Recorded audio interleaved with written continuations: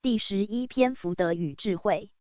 福德智慧显庄严菩萨犹如见性言，一切善法皆修此觉行圆满结金丹无乃。月会菩萨尽领，天旨在临凡尘先请。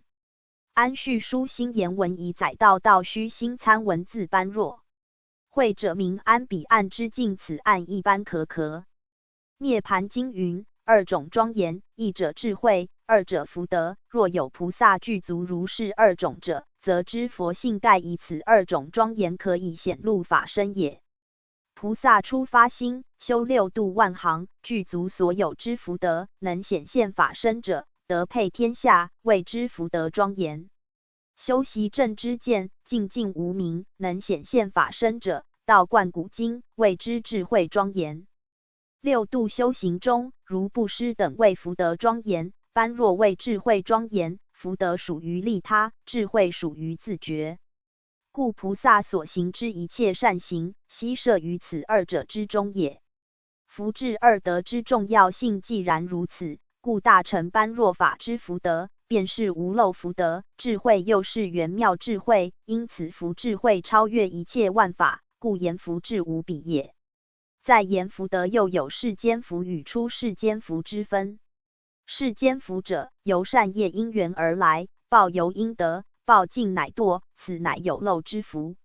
出世间福者，则由观照般若而来，悉包一切善法，依其般若之深入如何，即得相应之解脱，此之谓无漏福德。因此福无尽，故亦无堕落也。智慧者又分二种，即世间智与出世间智也，此即聪明与智慧之不同。世间智可明一切世间法，只有而不能达空，迷尘而不能舍相，故还是被世所障之凡夫。而出世间智者，可了达一切出世法，明空离相，通达万法，非但是障皆无，即理障亦除。达此智者，即是超出三界之圣贤也。故此福此智如何而言之？世间福乃从世间智而来，凡以得福报为其望，如修桥补路、施米舍衣等之善行，即属此类。因其不能彻见真空，仍住于世间之乐相以为乐，故还是有漏妄法也。而出世间福者，乃从出世间智而来，虽然悉包一切善法，善无差异，然更能了达真空无相之理。非但能，所不生，即人我亦以两忘，故能观照般若，见自本性之正法，方是无漏净法也。由此看来，修福当修清净福，修智当修无漏智。如能福智无比，则功德即不可思议矣。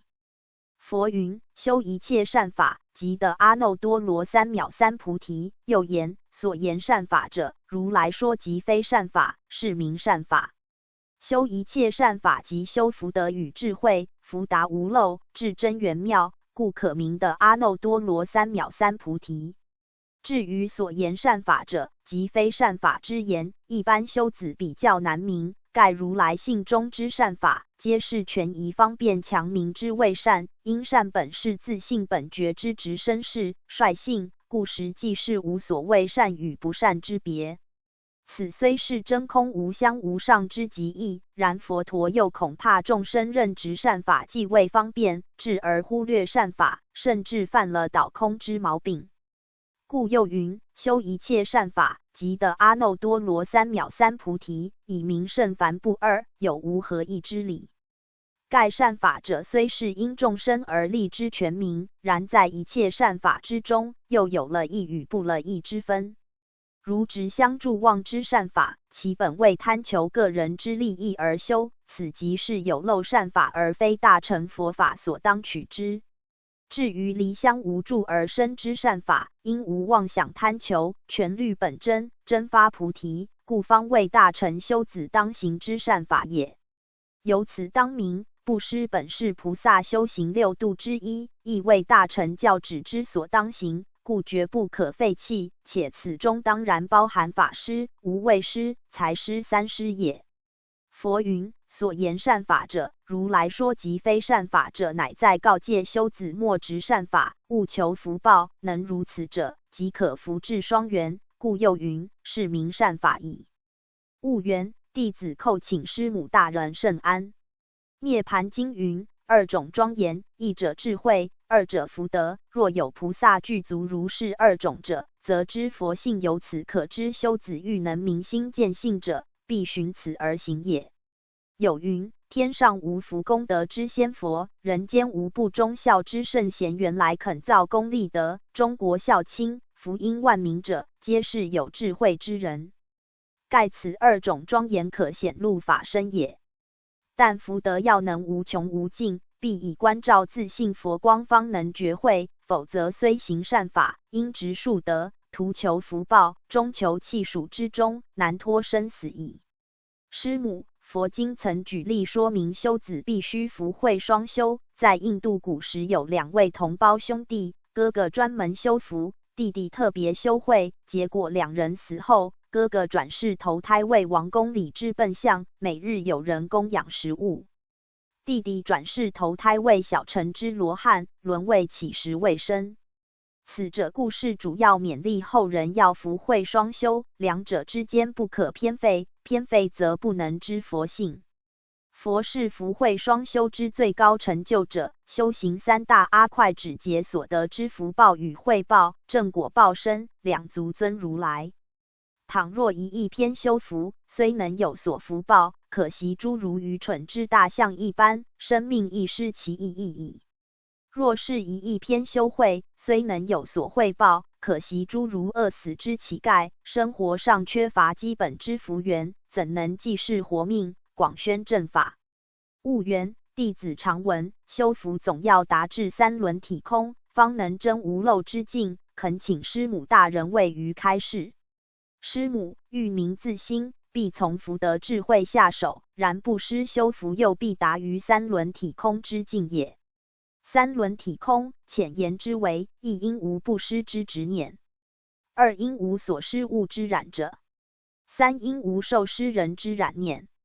而布施大概又分为财施、法施、无畏施三种。总之，布施乃以广大心量去度化吝啬狭窄之心量也。仁者仁也，既然做人，应该有恻隐之心，与人逆己逆，人苦己苦之慈悲心肠，发喜舍心，施行救济贫穷困苦之众生，乃至体谅众生，照顾众生。布施乃完成人道之基础，是充实修行人证菩提道之门。一般世人，多数是自私自利，重视金钱、财物、名面，心地都狭窄，吝啬而悭贪。若劝他施舍，有如断肠之苦；却相反的耽迷美色、赌博、饮酒，一次花费之数目即可救济多人，甚者倾家荡产，都在所不惜。俗云：劝他布施说无钱，大限到头用万千，殊不知今生能得享受豪华生活，皆是前世所布施之果报。而今生遭遇坎坷恶劣之生活者，亦是前生不行布施者。倘今生复不行布施者，来生定沦陷于贫苦穷困多恶之报应也。经云：布施为第一波罗蜜时，是良有益也。若欲布施，切勿等待富裕时，或有声望名利方肯布施。盖扬名布施为有漏福报，隐名无住香布施方乃真功德妙智慧也。法师乃以教义真理，呼吁人人自明明德而自律己身，进一步净化人间社会。故修道办道乃开黑暗之明灯，若不及早提倡正法，则难挽济道之道德人心。故白杨弟子应该积极推展道德教育，教导人人能知效忠国家、孝敬父母、守情义、明道理、敬老尊贤、尊师重道、和乐家庭、敦亲睦邻、善待下属，乃至知廉识耻、谦恭温恕于社会。今日末法之秋，人心不古，尤其歹徒如雨后春笋般到处作案抢劫、杀生害命，作奸犯科。凡我白杨弟子，应个个负责，以浅说教义普遍于社会，导使必备接受社会教育，而忏悔前愆，矫正思想，提升理智，做个有价值之人生，乃至解脱痛苦、咸登幸福之境也。吾谓师乃教人应有牺牲小我成就大我，杀身成仁，令众生无灾难，无畏怖也。故修子当体悟，要知佛性为赖福德与智慧，两皆圆满，则正道可期，且可视世代天宣化，常转法轮，白羊子弟，身担普化三曹，收元96之神圣天命，能不于此自勉乎？第12篇正法掩藏。涅盘妙心意玄玄正法掩藏义理天。十香妙香无文字佛味耕耘在心田无乃。月会菩萨清晨。天旨续降人间记着天音公参。驾提笔开言千经万典心法一篇悟者为笑。迷人失联正法掩藏寻师开玄可可。金刚经为学佛之主经，其中本欲藏极妙玄义。所以历代以来，解经者虽多，然都因见仁见智之意，而观点并无一致。但学佛修子必当有几项基本概念，方能有所主宰也。佛陀一世说法，皆是应机而说，对症投药，并无定法，是即以方便智说方便法，用84000门，对治84000烦恼是也。此正与孔圣之因材施教，孟子之所以教者五一样，皆是根据天地之道无弃物，圣人之教无弃人之原则，普遍因机说法，流经立言以度众生。故佛在每次说法时期，皆有显微之别，显者乃法之表面，全凭言语文字表达，旨在破除众生之烦恼，是平等法，而非无上法，亦即孔门所谓教者是也。为者乃教外别传，不立文字言语之秘法，专上以心传心，见性顿悟之道，此称无上法，亦即孔门所谓道者是也。故佛陀一世说法，曾经四处16会之广大机缘，及40余年之长久时间，而得瞻佛恩亲闻法音者，更何止千百万亿，然实有的于己。而正造诣之10位者，当不出寥寥数人而已。其他绝大多数弟子，大法闻故闻矣，然因个人般若慧力之高低，故对法之理解上，则又各异其境。理解既异，则修持之究竟当然就不能一致。故如来佛之摄教，正相同于孟子之君子隐而不发一样。但免人智之力行之功，下漏心灵神会之要，将中道于不言中立定，但呆觉者从之是也。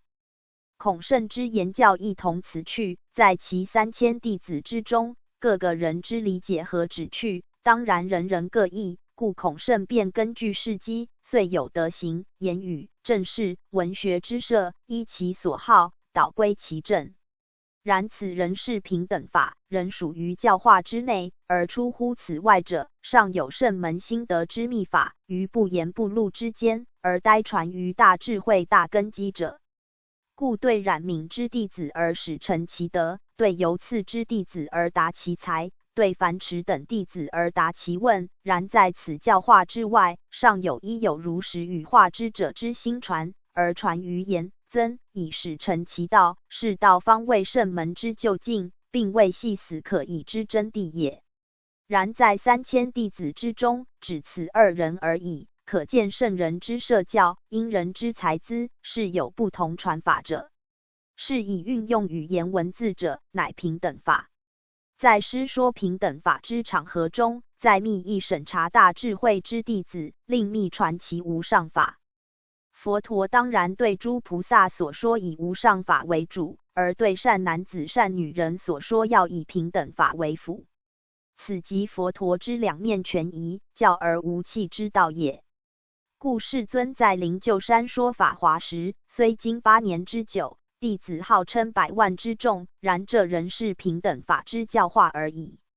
而真正之无上法，却在拈花示众之一刹那，将大道之妙体所在，示露于弟子群中，而恰值大家业领悟事机，乃破颜为笑。知佛陀之用意是以拈花示众弟子之智慧，故于此一笑之瞬间，乃将大道心应了。而佛陀在指缘经舍说般若实之用意亦同止于此。而须菩提正是领悟无上法之第一人，所以大道之受必赖受者和受者之恰机方可。如果只有受者之事妙指玄，而无受者之领悟气觉时，则亦无所谓正法掩藏与涅盘妙心之无上法矣。佛陀说法之用意既如上述，则经文佛典之文字间，当然是无真道可寻者。因为佛说当时尚不肯明谢，必待世者之灵会而于教外令受，故于文字间更是无正法可执，此乃可想而知。是以修道者必当首先访的名师之指传，以知大道之体在，然后再体察经文之关要处，并向本身上反观，于日常万用之中契合大道之体用。如此不但可以洞悉经要，而且更能明会圣门传心之道。有云：念经不如讲经，讲经不如行经。如果修士不明大道在我身之体处，不能以经义去契合心法，而徒自诵读言传，就是烂熟48000部经，亦是搏杀作饭，画饼充饥，除帮助做一些善行外，并不能成就妙谛也。至于见性成佛之道，更是谈何易哉！今白杨大道奉天承运，为普救万灵于寂道之末法之中，将信理真传，显为于三宝之内。凡是有缘佛子，真诚发心，皆可逢师指玄授为的悟大道体用，正法掩藏，涅盘妙心之无上法义。白杨弟子当知，显香三宝，即于因身形象之表面，乃属平等法。凡诚心求道者，人人可受而得之。至于引为真道，即须受两者，以心会心，不入他而已。故白杨三宝，浅者见其浅，深者会其深。涅盘妙心，正法掩藏，不出三宝之外。无望白杨弟子能于三宝上实会正法之掩藏，实觉涅盘之妙心，则不负上天成全集而等立世机修之佛根矣。悟缘弟子叩安师母大人甚安。敢问师母，正法掩藏是否即指无上正等正觉之心法，乃藏于心眼玄关之中？修子只要能悟解玄关之无上妙义，即可会正法之无上妙心。师母，玄关者，不可言说、不可思议之处也。此玄关放之弥六合，遍法界，大而无外，卷之则退藏于不可知之秘微妙处，小而无内。能悟此者，可会正法掩藏。悟缘既是如此，为何还须名师一指？而所指之地又有何意？师母，名师一指乃此即玄关也，可大可小，圆融一切，合同真空与妙有。本乃三世诸佛众生之共一法身，只因众生迷昧不知，故须名师一指。但却不可执于此指之上，而忘了真人之显露，方是名师所欲指者。至于所指之地，并非这相有住之乡也。盖大道虽无形，但亦运转森罗万象，故不着相，不取相，不离相，方为众肯。名师所指之地，中也。天下之大本也，无人之本心也。六祖云：不是本心，学法无益。若能因名师所指，彻悟三宝，是自本心，见自本性，佛与众生更无别法，故曰无上法。此玄关大道，自无始以来，不曾生不曾灭，无相无色，不属有无，无新旧，非长短，非大小，无限量，无边际，不可测度，觉者分明如如，剖析如如，强言玄关，强言实的明佛指点，受者可入祖师室的祖师禅，见本来面目，而超生了死矣。修士闻此玄关正法掩藏妙义，切莫诱执空寂，忽视名师一指之神圣意义，甚而根本否认玄关之存在。盖大道实相，重在觉行两字。觉者觉玄关之真空如来意，行者行玄关之妙有率性意。觉行圆满，正佛而返本还原矣。总之，大道真真假假，假假真真，是是非非，非非实事，颠颠倒倒，倒倒颠颠，欲悟正法掩藏，必须放下一切染缚，则当下可入矣。否则若是只执着白阳三宝之名相，或图落之解，未能实地修行，虽受名师指玄，亦是难证涅槃妙心，难会正法掩藏之秘义。白羊修子身担普救92残灵之大任，千万不可偏执色空之两端而自傲，必要好好体会三宝实义，并依之关照一切，则可获正法之大意义。第13篇生死实相。三界唯心造死生是名本性破诸尘，且观三世因果路各得报应永沉沦无本。月会菩萨亲奉，此指来至娑婆为积佛因礼请。安在表中言白羊大道天命真烟里若救民，即无邪偏诸魔乱道修子圣烟误坠自是，自称理天门户自高阶落魔田壳壳。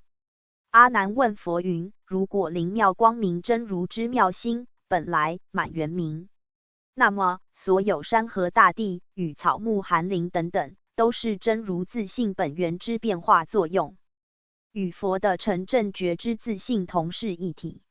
佛之性体既然真实不变，何以其中又有地狱、恶鬼、畜生、修罗、人、天等道各自差别不同之存在？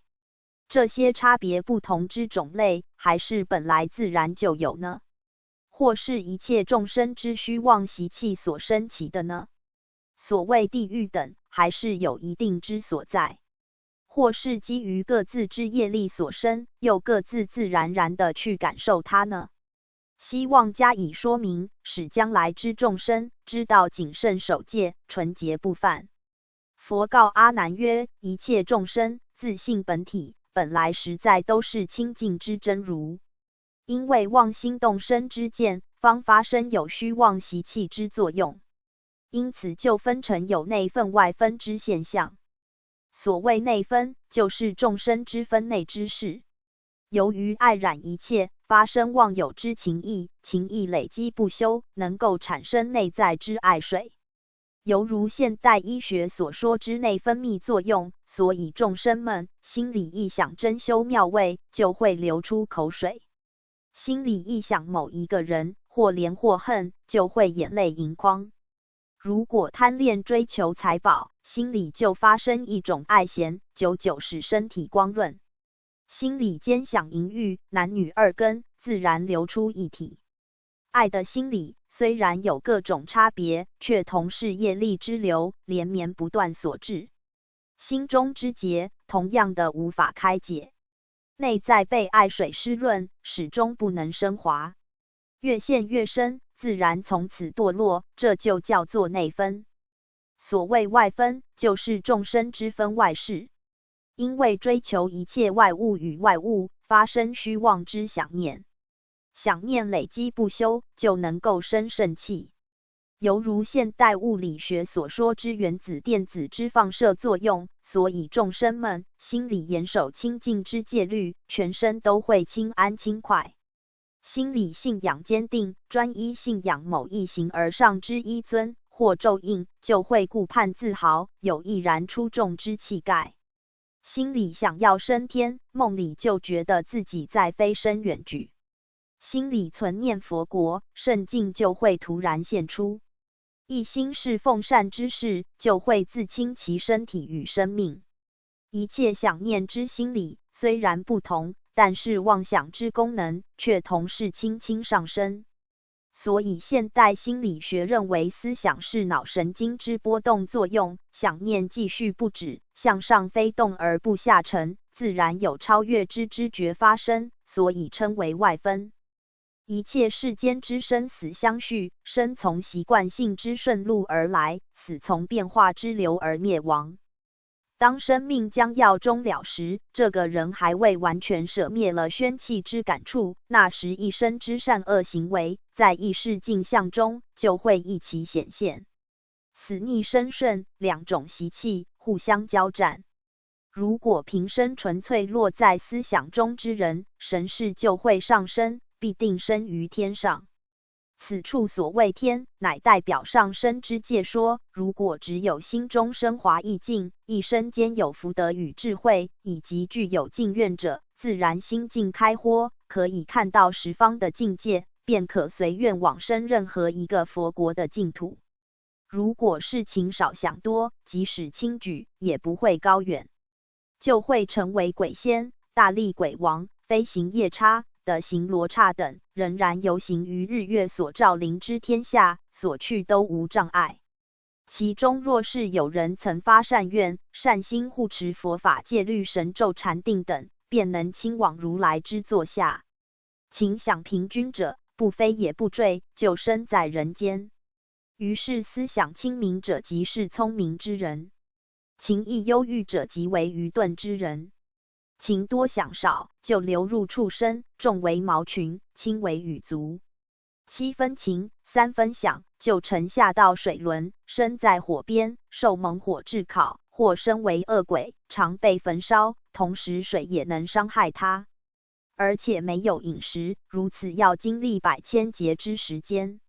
例如深海中之庞大生物等，9分情，1分想，就会下动火轮，深入烽火2交过地。轻者生于有间地狱，重者生在无间地狱。至于纯情无想者，便即沉入阿鼻地狱。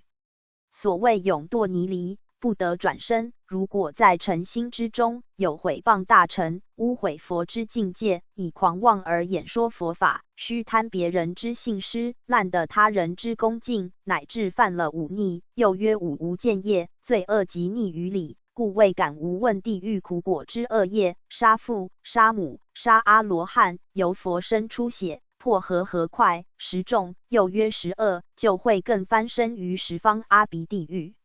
这些所造之恶业，虽然说都是自作自受，在共同之业力果报当中，各自间有他之原因与境地，也都是众生自心所造的业力，由自己感召而形成。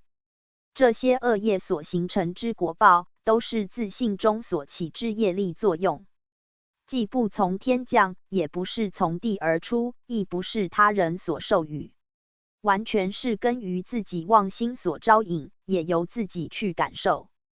假使能够证得菩提正觉，这些妄愿都成为一种虚浮不实之幻象，才知道都是由妄想凝结所形成。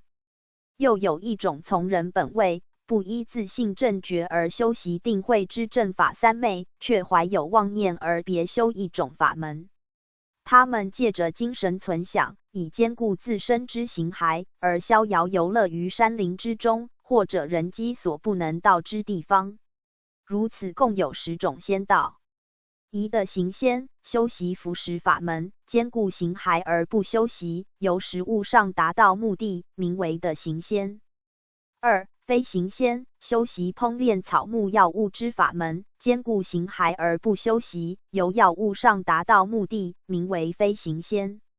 3由行仙，修习化炼5经8识，用以服食之法门，兼顾形骸而不修习，由化验烹炼上达到目的，名为有行仙。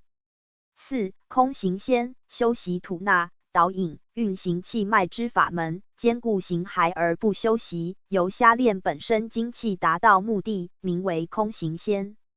5天行仙，修习咽纳、吞服精液，或服用净水之法门，兼顾形骸而不修习，由水得润泽之功能而达到目的，名为天行仙。6通行仙，修习日月精气，采纳天地精华之法门，兼顾形骸而不修习，由吸收天地间物理精华而达到目的，名为通行仙。7道行仙，修习梵咒之法门，兼顾形骸而不修习，依咒语法术上而达到目的，名为道行仙。8照行仙，修习精神思念、存一住想之法门，兼顾形骸而不修习，用精神思维意念而达到目的，名为照行仙。9经行仙，修习交构之法门，兼顾形骸而不修习，从觉悟天地变化妙理而达到目的，名为经行仙。10. 觉行先，修习天地变化物理之玄妙法门，兼顾形骸而不修习，从觉悟天地变化妙理而达到目的，名为觉行先。如此从人本位，者寿者相，只求修炼此身，不修自性正觉，另外别求长生之门，或可使寿命维持千万岁。修止在深山茂林，或者大海岛之间，自与人世隔绝。其实还是没有离开妄想轮回之流转作用。如果不能发心进修如来三昧，福报完时，还堕轮回。以上所云之地狱、天堂、人及神仙和魔等情形，如果精细研究它的根本，都因为众生自己昏迷沉醉于一切有为之现象当中，因为有了妄想而感受各类不同之生命。妄想随着业力之旋转，在原来原明无畏之本觉真心中自作自受，都像空花乱发，原本是没有着，其实一切都是虚妄，那里有它之根本？因为一切众生不认识原明灵妙之本觉真心，所以感受轮回之作用。虽然经过无量劫来，也不能够得真净。基本原因都因随顺着杀盗淫三业去造作一切，反此三者，就生出没有杀盗淫的意境。有此三业者，恶念就成为鬼类；没有此三业者，善业就成天人界。或有或无，互相扰乱，就生起轮回炫富之性能。如果能得发生定慧妙觉之性境，就可常住于妙觉常寂之圣境。到此有与无两种都不存在，乃至不存在也归寂灭。如此，连不杀不盗不淫之善境也没有，那里还会随着杀盗淫之恶念去行事呢？切记，如果不能断了这三业根本，一切众生人人必然各自有他的自私之心存在。因为各有各的自私之心，所以又有集合大众之自私之心，就成为一个共同之大我之私。今日各宗教门户观念，先天、后天、理天、气天、无极、难天等互比高低者，皆是此因。而大我之私心与个人之自私，自有人为之一定界限，形成人生各种不同之意境。因此可以了解天堂地狱，实是有它固定之处所，但是仍然根源于自心之妄念业力所形成，共业所成。至于妄念之发生，根本是无因而自起，实在是无可寻究。如切见妄念是空，当下可以释然冰消，所以修子要求得无上正觉之菩提，必须先要断除这三业之祸。如果不断尽这三祸，即使得到神通，也都是世间之有为功用，习气不能灭尽，结果落于魔道之中。虽然要想灭除妄想，反而倍加虚伪，哀哉！修子耳必明白，业力妄念都是因为不了自心所造成，并非自性菩提有此必然之过就也。谈经云：不是本心，学法无益。白羊修子好好体悟如来真实义，若能深会原来无一物，何处惹尘埃，则修道有次第可循矣。第14篇修行次第。理须顿悟是见修觉观本容破尘愁，诚至坚路就近一朝功成自悠悠无本。月会菩萨恭领，天指来至红尘为着佛音礼请。安执笔在言天时催谨宝书知着必要感诉，爱徒劳苦功在天庭望贯道至完成天命可。夫理靠顿悟，正凭见修。今日明理之事繁多，皆因徒落口头，行未就近，只得幻影一见，习哉！憾哉！若是真心潜修，生死事大，一致直探正佛之正法三昧，则于发生虚妄乱思之根本原因，必设三等渐修次第步骤，方能连根彻除。此由一洁净之宝瓶，酒装毒药，现想除去毒汁，恢复原有之洁净，必须先用汤水香灰洗涤，还它本来，然后方能储藏甘露。如何名为三种渐修次第？第一，修习助因，修习一切善业，熏习一切善心，以消除妄念之助因。第二，真修正性，培养善根，从事真正之修行，用以剖出圆明灵妙之正性。第三，增进善业，在行为上为善无止境，在治心性之功用上百尺竿头，更求进步，如此增进修持，使与现行业力相反而行。所谓随缘消旧业，不再造新殃矣。如何是修习助因？世上12种类：卵生、胎生、湿生、化生、有色、无色、有想、无想、非有色、非无色、非有想、非无想之众生，众人共生。众多之法，假合而生。今众多之生死，故名之，都依赖饮食而生存。所谓薄食，又名断食。即是众生们依时间之分段，用肢体帮忙来吃食、触食，依靠感觉而食，如日光、空气等。思食，精神上之食粮；是食，心理上之享受。因此众生食甘甜食物而能生存，食毒素食物便会死亡。故一切之众生，要求得佛正法之三昧，应当断除世间之5种心菜葱、蒜、蟹、辛渠。此物中土所无。此5心物，熟食令易发生淫欲，生吃使人易动嗔恨。如不戒除，即使善能讲说一切经典，心性难入清净，鬼魅喜与畏伍，不知不觉即堕魔道之中。故一般修习菩提而求无上正觉者，必要永断5心。如何是真修正性？一般众生要求证入佛之正法三昧，必先严持清净之戒律，永断淫欲之习气。不饮酒，不食肉，以火进食，不吃生物。盖修行之人，不断淫欲和杀生之心，想超出3界之外，是不可能也。如何是增进善业，转变现在所行之业力？能够严肃持守戒律，没有贪淫之心，对于外界6尘物欲之现象，渐渐不会奔放留意。因此收摄放心，回复归还到自性之本源。对于外界物欲现象之诱惑，既然不去追逐它、攀缘它，那么6根之生理本能自然就恬淡清净，如此使狂意奔流之妄念休息了，反还到意灵不昧、纯真无漏境地。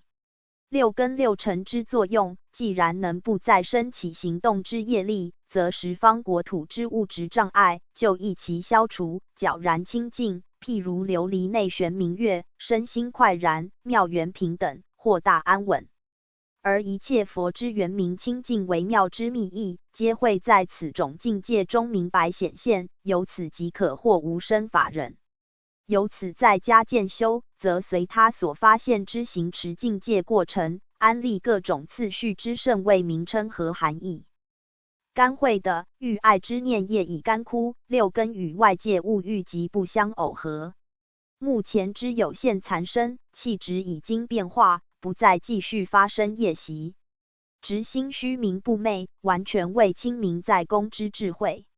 修持渐久，智慧之性能光明圆满，照耀十方世界。因为只是干有其慧而已，未能发生自性大定之功德，故名为干慧地。信心注：干慧地中，只是欲习出前，还未与真如自性之法流相接。就以此出的干有智慧之心，心心念念之中，如渐渐中的中入法性之流，渐渐使真心开展圆妙。从此在真心妙圆之境界里，重新发生至真觉妙之知见，正的真心原是常住不变，深具真实信心。一切妄想自然灭尽无余，完全在中道纯真中行，名为信心住。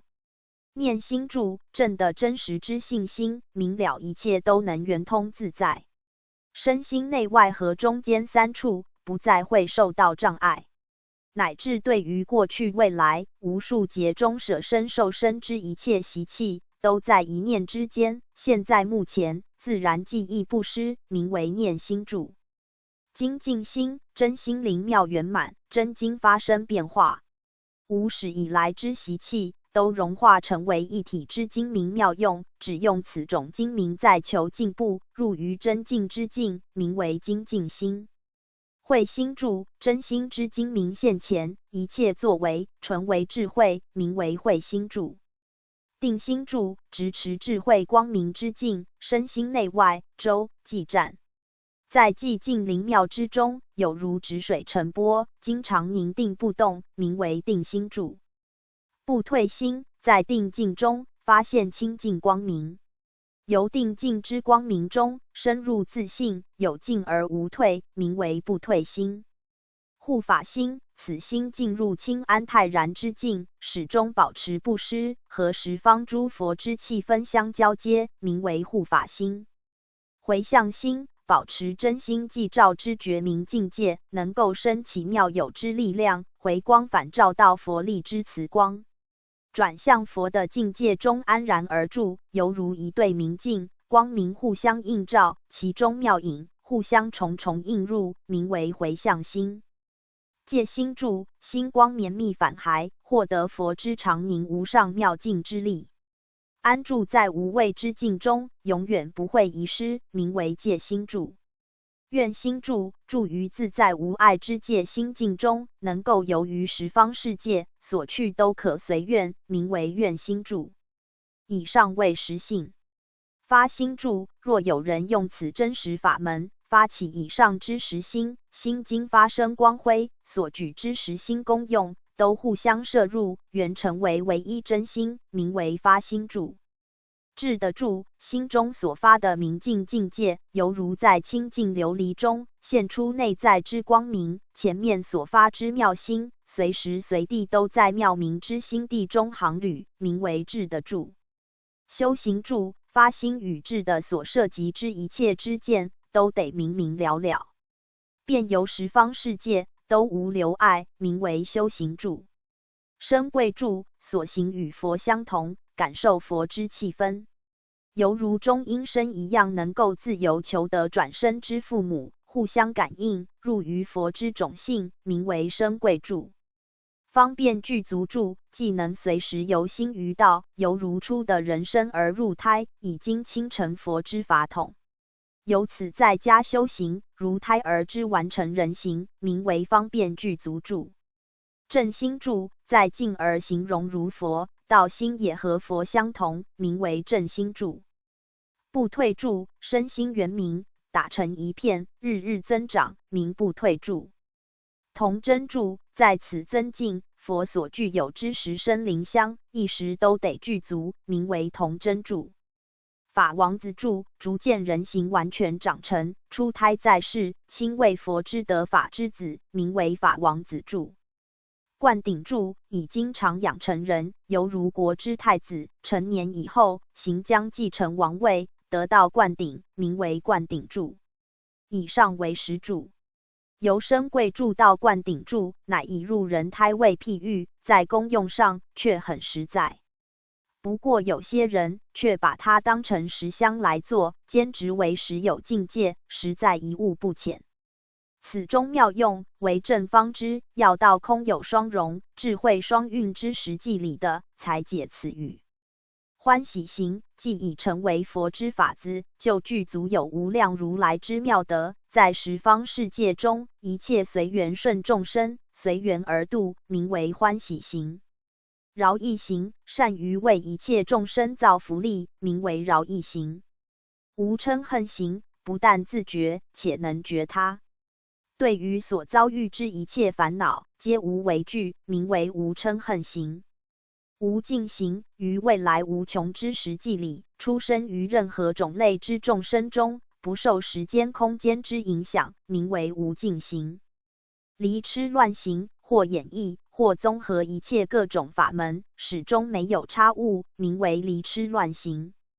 善现行，在一切根本同一之法性中，显示各种不同之差异作用，在每一差异之现象上，又能见到它根本之同处，名为善现行。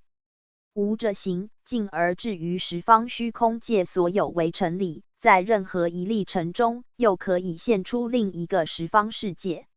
如此互相变现，无论现成或现出世界，都能彼此不相留碍，名为无者行。尊重行，种种现前之作为，都是为了救度众生，使其解脱到达彼岸之第一义，名尊重行。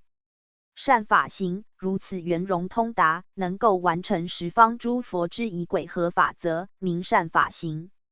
真实行如上所说之各种次序与境界，一一都是清净无漏中之行业，也都是一真无畏自性中本然之流露，名为真实行。以上为十行。救护一切众生离众生相回向，此人如果已经满足得到神通妙用，成就佛事，绝对纯洁天真，远离一切残留之过患，当然就要救度一切众生。但是自己又须灭除心中表示足以度他，或我已度他之观念和现象，回此无畏之心，都归向于涅槃之路，名为救护一切众生离众生相回向。不坏回向，空坏了一切可以空坏者，远离了一切可以远离者，连能坏能离之相都不存在，名为不坏回向。等一切佛回向，自性本觉之体，湛然现前，觉性已并其于佛之正觉，名为等一切佛回向。至一切处回向，真心至今发出光明，心地等于佛之心的，名为至一切处回向。无尽功德藏回向，万有世界与真如自性可以互相摄入，一点没有挂碍，名为无尽功德藏回向。随顺平等善根回向，在佛与众生平等之性地中，而发生各个不同之清净之因，依此因而发挥他之妙用，取得涅槃之道果，名为随顺平等善根回向。随顺等观一切众生回向，真实之道根已成就，是十方世界里之众生，都是我本性之同体。自性虽然已经圆满成就，同时亦不忘失救度任何一个众生，名为随顺等观一切众生回向。真如相回向，即一切法，离一切相。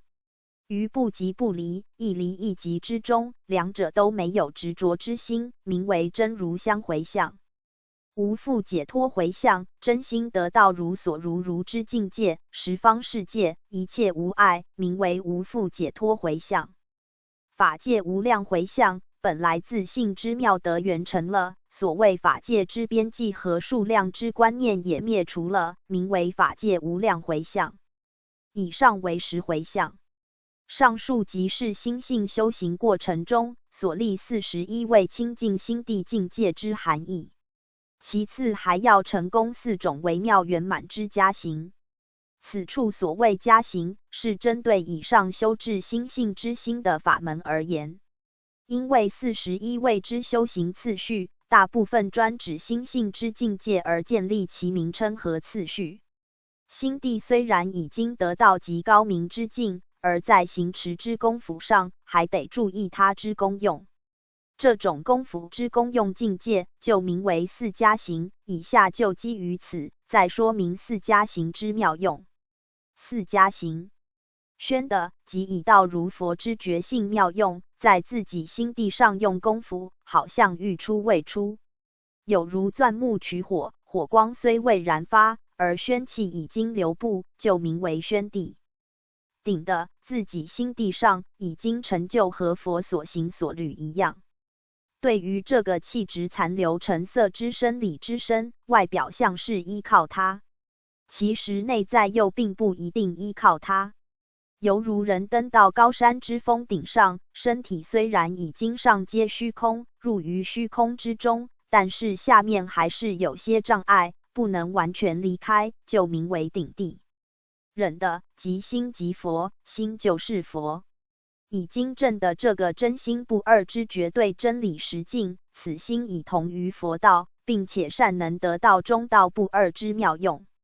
犹如忍住某一种事的人，心中如有如无，大有忍住不动之意味，就名为忍地。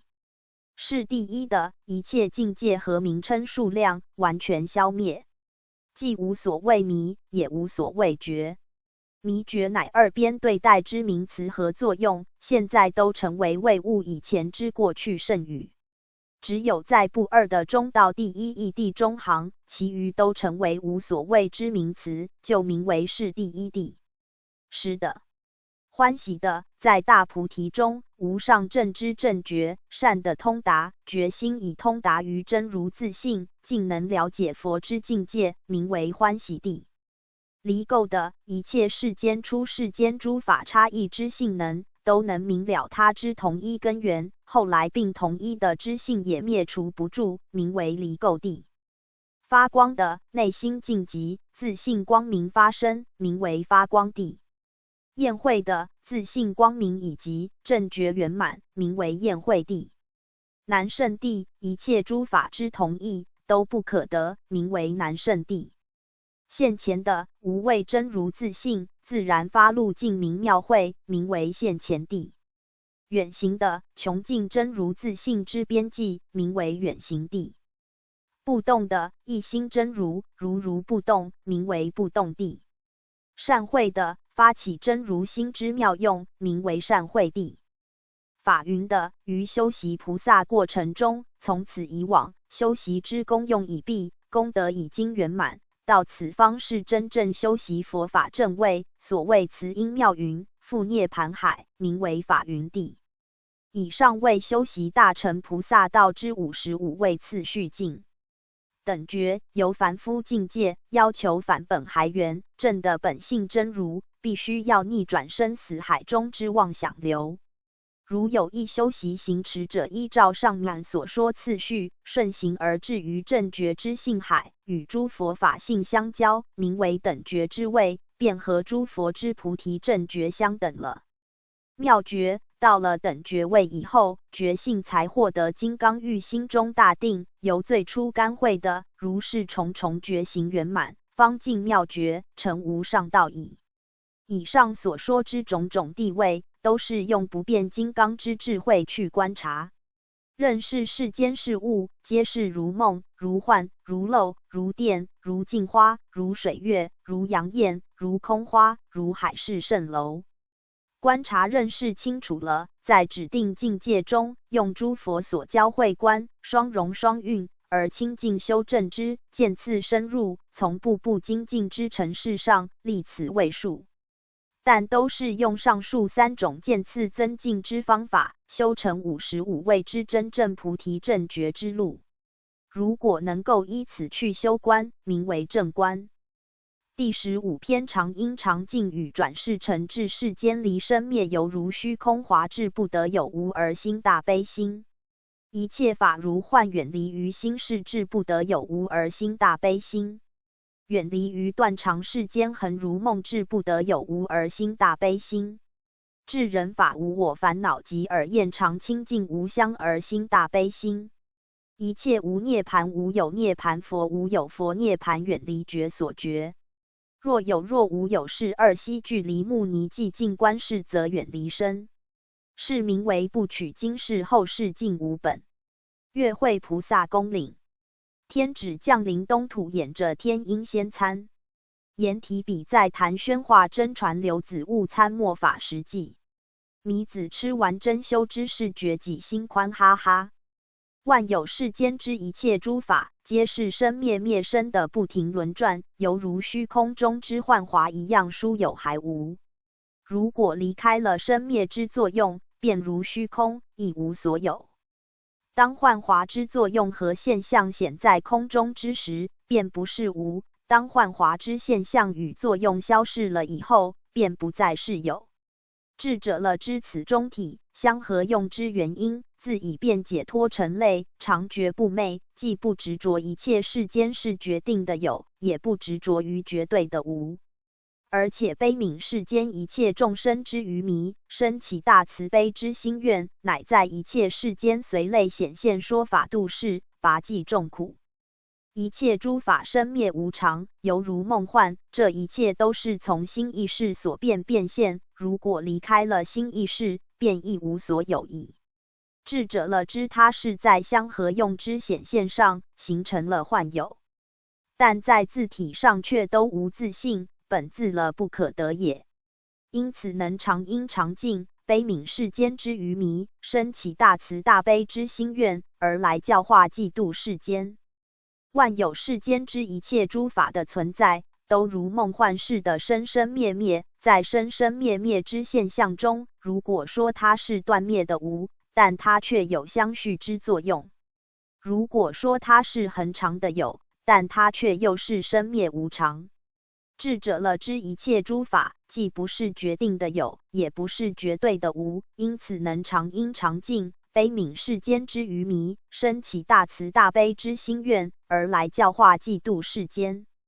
佛觉者，乃是大智慧之解脱者，他已经了证人无我和法无我。自觉内证一切之烦恼障与智障所知，都因为妄想分别而生。这些分别之妄想心，犹如火光中之烟焰和光影，它之自性却是本来无相，了然清净。故烦恼和智慧同样皆无自性，而本自了然清净。佛达此大觉，故能常因常静，生起大慈大悲心愿，而来教化济度世间。一切诸法本来就空无自性，既无生死可了，也并无另一涅槃寂灭之境界可得。既没有一个住在涅槃寂灭境界中的佛，也没有一个佛往来于涅槃之境中。在本来清净之真如中，既没有一个所觉境界，也没有一个能觉之本体。如果执着佛之境界是有是无，也就与执着有一涅槃之可入可出一样，仍然还是法执。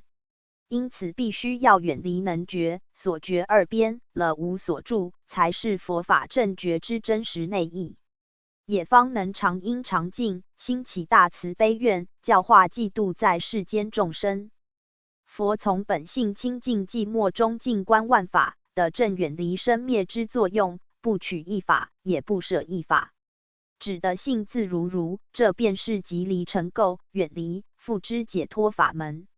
若能解脱生灭，还归寂灭清净，便无古往今来之法执，由此而解脱十方空间、三世实际之束缚，以正毕竟寂静，故能常因常静，生起大慈悲愿而来教化济度世间众生。常因常静最主要之道理，乃指出佛已经在无生灭之境界中证的解脱，在自性清净寂灭中得到大智慧。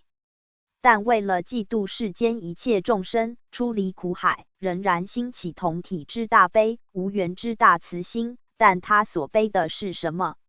是悲众生之愚迷。其实既非实有人和法之可悲，也非绝对的无人和法之不可悲。只是悲其所悲，因无所住而已。故知大成了一之佛法，以兴起无缘大慈、同体大悲来济度世间，方是主要之内涵精神。白杨弟子由此可了悟性理真传之实相与弥勒慈尊收圆96大开龙华会之佛心。故白杨弟子以弥勒眷属自居，必须体会理天大道之常因常静意，自觉觉他，如此自无以法相争，以理自障之模考，或求是非，或轮护魔之苦境，而以平等、包容、光明、慈悲而教化众生，而待天普度收圆矣。常因常静虽未兴慈行悲半道行道之指针，但修子往往以意识为凭而不自知，故在略言转世成智以明修心也。唯识之宗指出修子转世为智之法，阿赖耶识有染、净两种子。染法种子自能生染法，净法种于自能生净法。阿赖耶识能生诸法，诸法还生阿赖耶识。人虽由知识上可知诸法为是，而实际上人多执法为实有。因我法二执在人们心中根深蒂固，故需用修行方法，方能悟人为是。依何修行方能悟入为是？云有5阶段也。一、资粮位阶段，修行者仅对为是之意能生信解而已，尚不能伏除能取与所取。因有能取、所取，故生烦恼与所知二障。有能取而执之以为实义，即生烦恼障；有所取而执之以为实法，即生所知障。2. 加行位阶段，修行者知道既无实境，离能取事，宁有实事，离所取境。但所取能取仍然因而相对待。于是发上如实智，应二取空，立是第一法。此如实智者，即对于诸法有如实知之事也。然此是第一法，亦只谓是第一法。同修行者于此，有以为有空相，由于现前安立少物，故谓四为是真圣义性。依现在哲学术语说之，此境地仍有主观与客观之区别念。对于为是真圣义性，仍只可认为知之，而不可谓为助之。3. 通达位阶段，修行者至此则实住为是真圣义性，而正真如矣。此于修行大端已得，为尚须加以修治琢磨之功耳。4. 修习位阶段，修行者至此，即已至修行之最后结果。5. 究竟位阶段，此者八识、眼、身、鼻、舌、身、意、莫那、阿赖耶，皆转位至，此时是皆为无漏识。无漏识能变，诸种佛身佛尚为其所变。识中本有漏、无漏及染法、净法二类种子。佛身佛土即依无漏种子而成一世界。在转世成智时，人对一一种子皆无所执着分别，亦即一一皆如其所如，而互不为爱，相望如透明。此时之第八识，即转成纯净圆照之大圆净智。第七识之执我者，今则化为是一切我与非我平等者，亦即转为平等性智。而第六识则因一切随烦恼种子，即第七识之根本无明与根本烦恼种子悉皆化除，因第七识之我与非我之分别所生之意识上之我与非我之分别心已不起，于是此意识即成善妙观察一切法之自相共相，而无执之妙观察智。而前五识眼、耳、鼻、舌、身，因无一切第八识、第七识、第六识之烦恼种子而来之染污障碍，亦即成为善能办其愿力所应做之事，如眼识成办见色，耳识成办听声之成所作智。转世成智乃由修习性理真传，由种种实际之舍染取净之修行功夫，去除第七识之根本无明、人、我、法执，而如实了知阿赖耶识中本来含藏之全法界种子。若无明既破，法界性理真传被如实了悟，即一切法界诸法种子，亦皆未转前未现，而即皆未现行，皆未现成。现在现见之现量所摄之境，亦无扰乱，而真正之如其所如之还本返原，登理天，面无生，超生了死矣。白羊修子，观此转世成智之法，好好体悟白羊三宝心传，由修行次第，随缘观照，以第一义之觉光持恒性解行正，必可破除如幻如梦之人我法执，而正本来也。http://www.jicong.org/modules/middownloads/。旅行开荒实用英文手册。第一部分日常生活语句。